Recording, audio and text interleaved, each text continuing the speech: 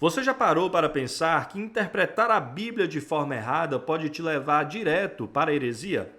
Muitos cristãos acreditam que basta simplesmente pegar a Bíblia, abrir e ler.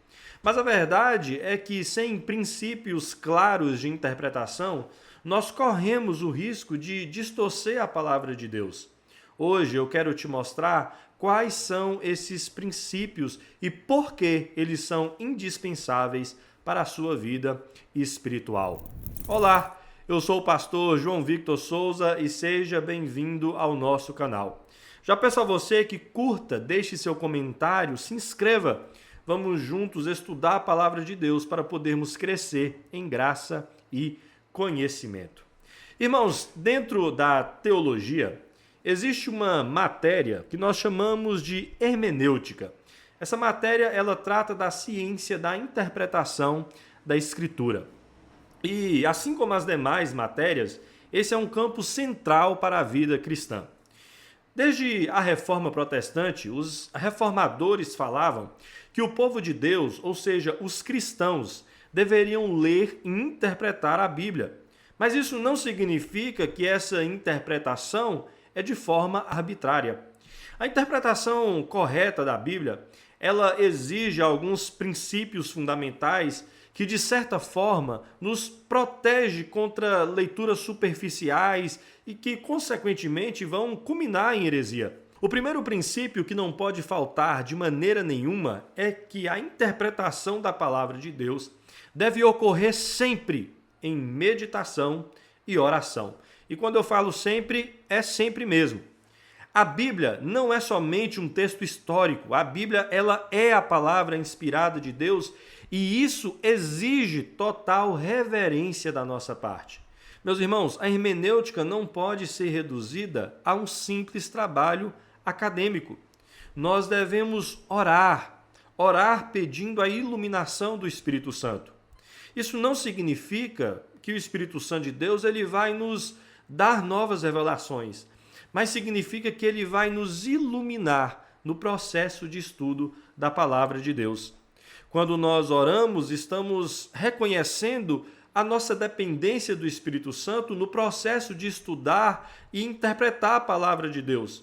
E a meditação é justamente o trabalho de ruminar o texto bíblico, que é refletir profundamente aquilo que o texto está dizendo. Uma dica que eu te dou é que você ore antes, ore durante e ore depois da leitura da Bíblia.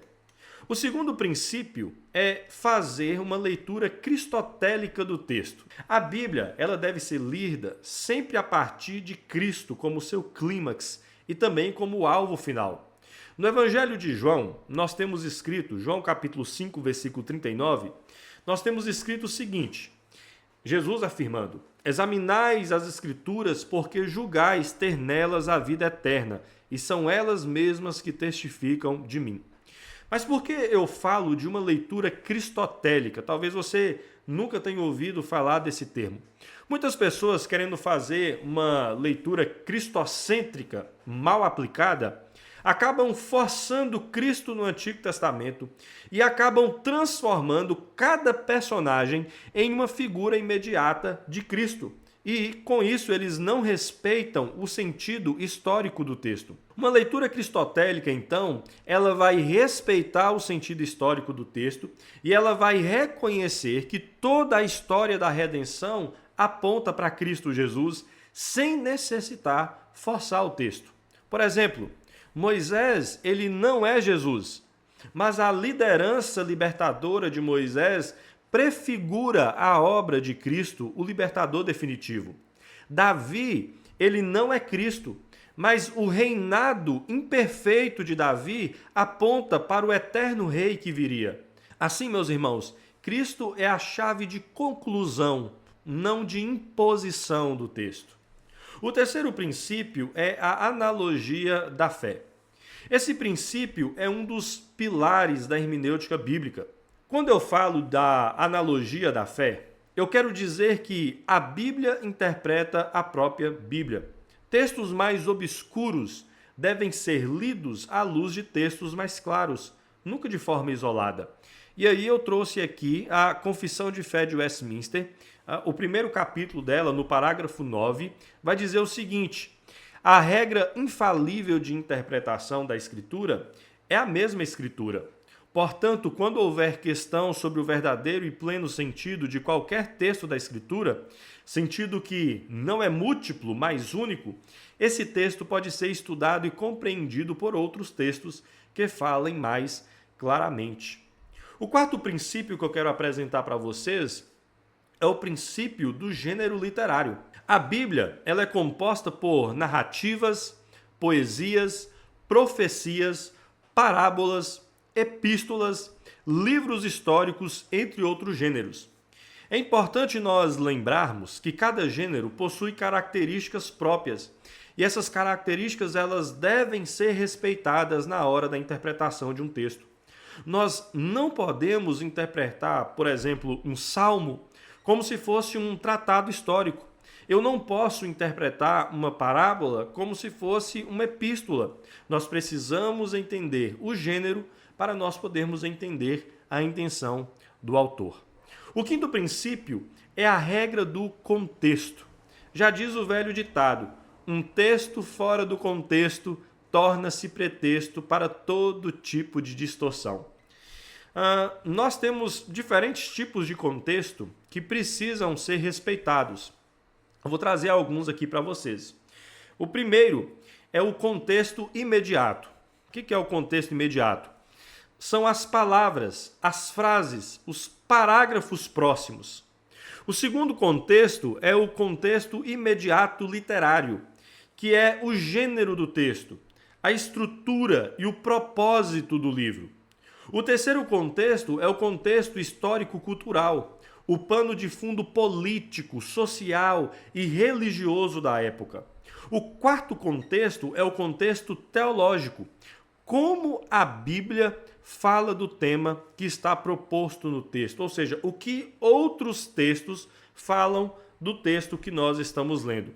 Cada passagem da Bíblia, ela deve ser lida e deve ser interpretada respeitando esses contextos.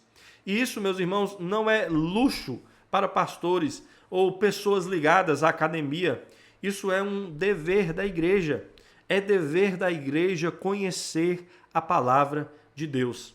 Se você acha que acabou, você está completamente enganado. Há ainda um sexto princípio, que é a interpretação do texto ao longo do tempo. Ou seja, como esse texto foi interpretado na história. Nós cremos que o Espírito Santo que inspirou a Escritura é aquele que guiou a igreja ao longo da história. De um modo muito simples e resumido, isso significa que a interpretação que nós fazemos de um texto deve dialogar com a tradição da igreja. Quando às vezes a gente fala de reforma protestante, e as pessoas elas logo pensam que nós estamos querendo abandonar a tradição. Não é isso. A tradição ela tem a sua importância. Nós não começamos do zero. Antes de nós vieram homens que foram usados por Deus e serviram a Deus com fidelidade, pregando e ensinando a palavra de Deus.